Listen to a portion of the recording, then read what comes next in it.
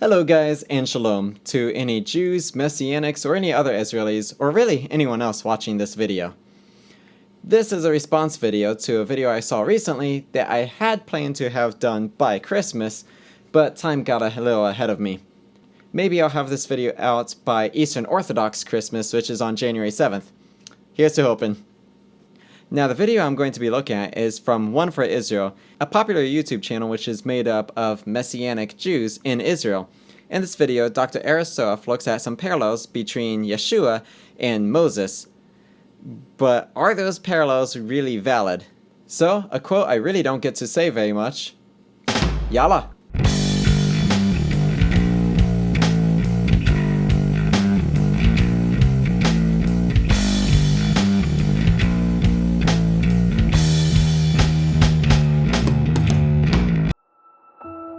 Moses and the Christmas story do not seem to fit in our picture of the Nativity.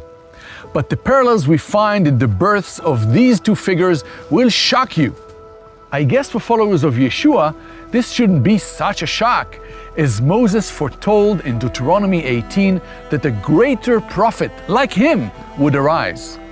In Acts 3:22, Peter stood up and quoted these same verses as taught about Yeshua himself. You'll find a link here and in the description of more of these parallels, but let's focus on the Christmas story. So as said, this video from One for Israel is about the supposed parallels from Moses in the Tanakh to Yeshua in the New Testament. Now, I want to play a little bit of devil's advocate. Can we really say that these parallels are valid? I mean, couldn't the gospel writers just have made this stuff up in Yeshua's life to make him look more like Moses and therefore fulfill the prophet like Moses prophecy? I think that's what many Jews and atheists would say about the matter, and I want to be considerate with that skepticism. After all, this same prophecy that another prophet will arise like Moses is the same thing that Muslims claim about Muhammad and Joseph Smith claimed about himself. So, between Yeshua and Muhammad and Joseph Smith, who is really the true prophet like Moses? I think whichever position we hold, we should bring up with skepticism and see if there's really any evidence for it. But let's give Dr. Soref an ear. Let's see what he has to say and what these parallels are between Yeshua and Moses. Right before Moses was born, Pharaoh killed all the baby boys. Herod, a new Pharaoh, killed all the boys in the area of Bethlehem after hearing the prophecy of this deliverer. God divinely protected both of these children. Just like the Hebrew midwives rebelled against Pharaoh's decree to kill the male babies, so the Magi feared God and rebelled against Herod's order to inform them of where the promised king was. Soon after their birth narratives, Moses and Yeshua had to flee from a ruler who intended to kill them.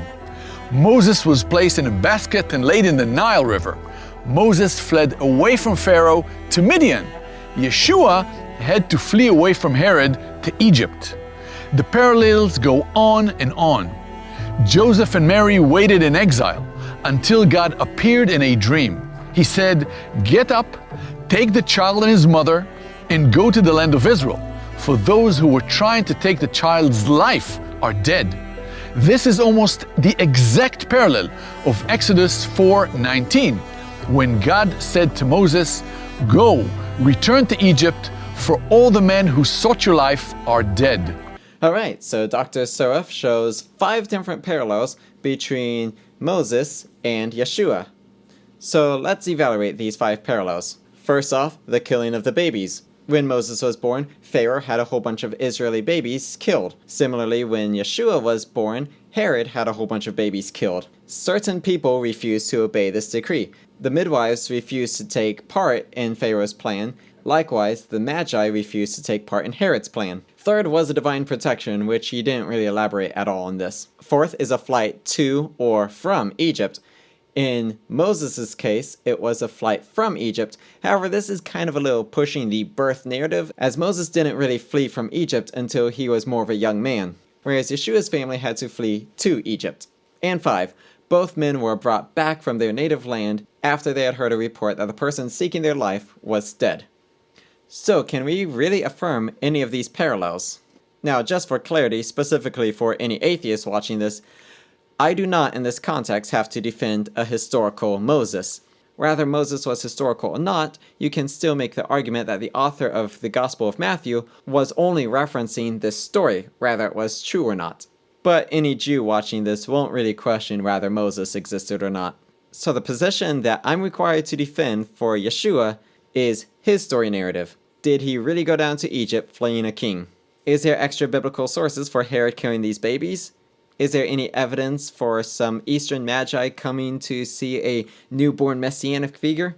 Let's actually start with that one, because we don't really have any records of these Magi coming into Israel to see a newborn king outside of the Gospel of Matthew. Nor do we really have any records of a bright star lighting up the sky. However, something we do have is this coin that has been found called the Star of Judah coin, which was cemented in the early 1st century. This Star of Judah coin shows a ram looking to a star. Scholars say that a ram is a Roman symbol for Judah, and so this is called the Star of Judah coin. What is this Star of Judah that inspired this coin? We really only have one source, and that is the Gospel of Matthew. Now, as far as Herod killing the babies, we've got absolutely nothing about that. But what about Yeshua going down to Egypt? We've got some interesting sources about that. There's a Greek philosopher from the 2nd century named Celsus, and he wrote a book called True Word, criticizing Christianity, and in it he brought many arguments against Yeshua. One argument he makes is about the virgin birth narrative. Now, unfortunately, I cannot read Celsus's actual book. We do not have it anymore. But before it was lost to history, Church Father Origen wrote a rebuttal to Celsus's book in which he quoted many of Celsus's arguments in order to refute them. And this is what he said, Celsus said, about the birth narrative of Yeshua. Reading from Origen's first book against Celsus, chapter 28. Jesus invented his birth from a virgin, born of a certain Jewish village, of a poor woman of the country who gained her subsistence by spinning, and who was turned out of doors by her husband, a carpenter by trade, because she was convicted of adultery, and after being driven away by her husband and wandering about for a time, she disgracefully gave birth to Jesus, an illegitimate child, who having hired himself out as a servant in Egypt on account of his poverty, and having there acquired some miraculous powers on which the Egyptians greatly pride themselves, returned to his own country, highly elated on account of them, and by means of them proclaimed himself to be a god. Now, it wasn't only Celsus writing about Jesus going down to Egypt, but rather even the Jewish Talmud talks about Yeshua going down to Egypt. There are a couple passages which recount the story almost the exact same. Sanhedrin 107b, 12 through 14, and Sota 47a, 12 through 14. I'm going to be reading the Sanhedrin passage.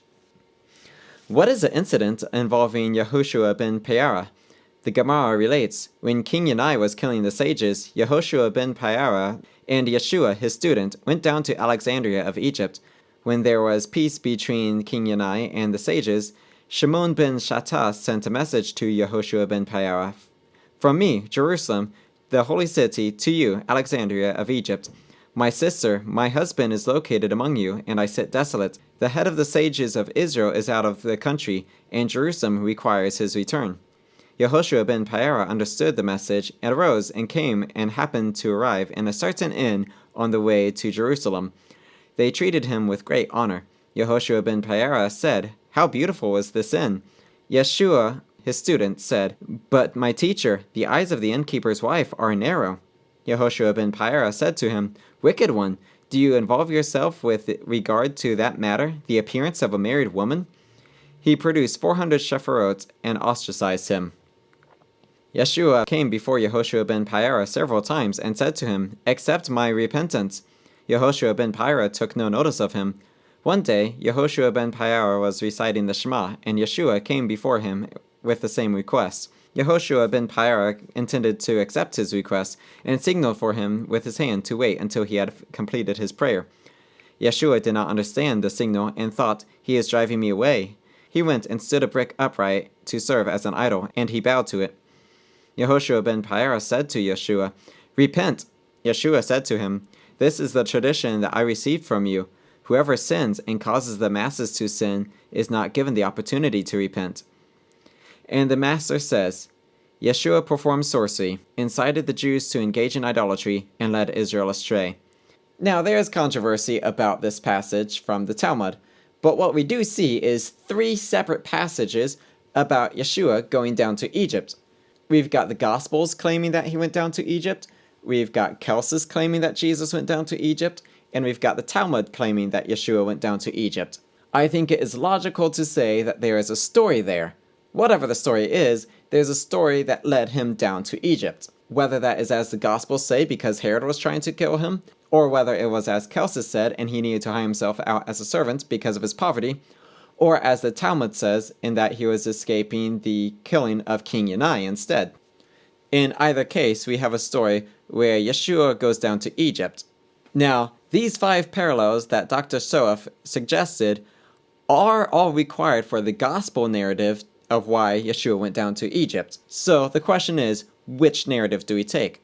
Do we take the gospel narrative, the Celsus narrative, or the Talmud narrative? Now, I would suggest that the gospel narrative is the earliest narrative. The late datings that scholars give for the Gospel of Matthew is around 70 or 80. Celsus was a 2nd century writer, so he wrote in the 2nd century. And the Talmud, we don't know when specific books were written, but the Babylonian Talmud was combined around the 6th, 7th, or 8th century. So in all these cases, the Gospel of Matthew is the earliest source of what happened. That doesn't necessarily make it the most reliable, but it is the earliest. The big question about Matthew's source is it begs the question, if Herod killed a whole bunch of babies during his reign, why don't we have any record about that outside of the book of Matthew? I think first off it is important to note that this is definitely not outside of Herod's character. Herod was insane, and any opposition he had to his throne he was notorious for executing. But still, why don't we have any records of this? I don't think we should expect any records of this. First off, the Romans would not have written about this. The king that the Jews did not want, that they imposed over the Jewish people, goes off as a maniac and murders a whole bunch of their newborn babies. And that's not a good image for Rome. Of course Rome would not write about that. What about Jews? Why don't we have this record anywhere in Judaism? Alright, let's think about this.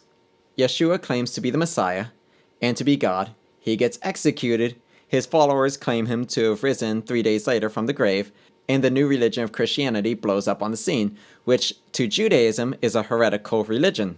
Now think about that around the time of the followers of Yeshua claiming he had risen. Hey, so this guy claiming to be the Messiah and to be God who just apparently rose from the dead, yeah, what about him? Well, around the time he was born, didn't Herod receive prophecies that the Messiah, the King of Israel, has been born? So, are you suggesting that Herod's rival from about 40 years ago was this Yeshua whom we just executed?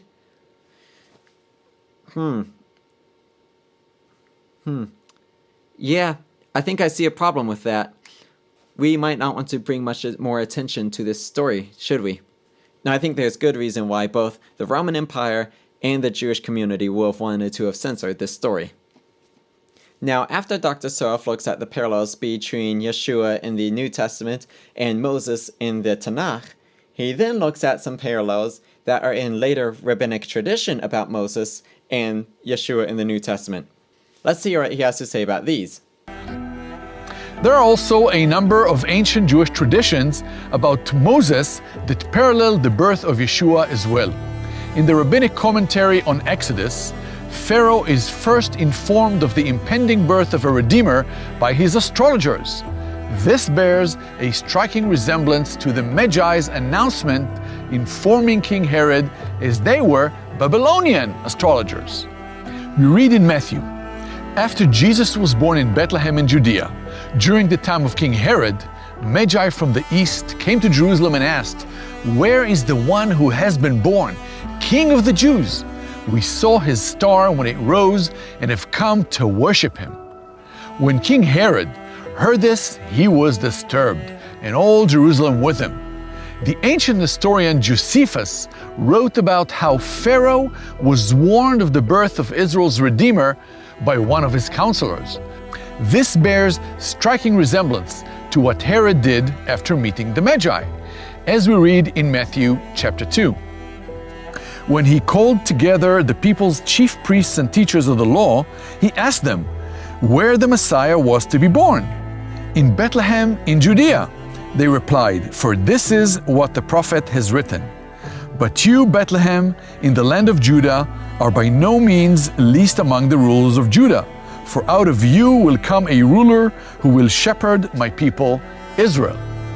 In both instances, these prophecies gave crucial intel to our enemy. It's almost as God was gloating over the world leaders, hiding the Messiah in plain sight. Alright, so now in this section, Dr. Soref is looking at parallels between Yeshua in the New Testament and rabbinic writings about Moses, which came later. These parallels are that there are informers of astrologers warning the Pharaoh of Moses, which matches the Babylonian astrologers which came to announce the arrival of the Messiah, and in which sense both of these wicked rulers are given warnings about a rebellion. Now here then is a question, where did these stories about Moses come? Because they're not in the Tanakh or the Old Testament, they are in rabbinic teachings. Now where do rabbinic teachings come from? They come from the Mishnah and the Talmud. Now the claim within Judaism is that when Moses gave the law of Moses, he did not just give the written law, the Torah, but he also gave the oral law, and that the rabbinic priests have continued to keep the oral law in addition to the written law. And it wasn't really until around the time that the Mishnah was written that the oral law was really transcribed. Now here then is the problem. The Mishnah was written after the time of Yeshua. And here's the question. How do we know that this really came from Moses? After all, it was an oral tradition, not ever written down.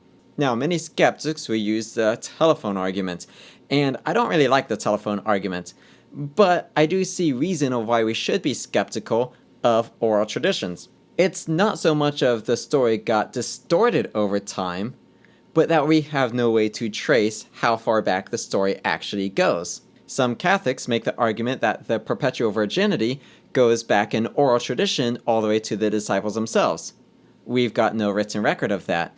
We do have early record of the perpetual virginity, but not all the way back to the disciples. And there isn't really this direct evidence of this oral tradition. It doesn't mean that the tradition isn't there or that's false, it's just that we can't really prove it. In a similar way, there is no evidence that the oral Torah really came from Moses. It doesn't say that it's not there, it just says we can't really affirm it.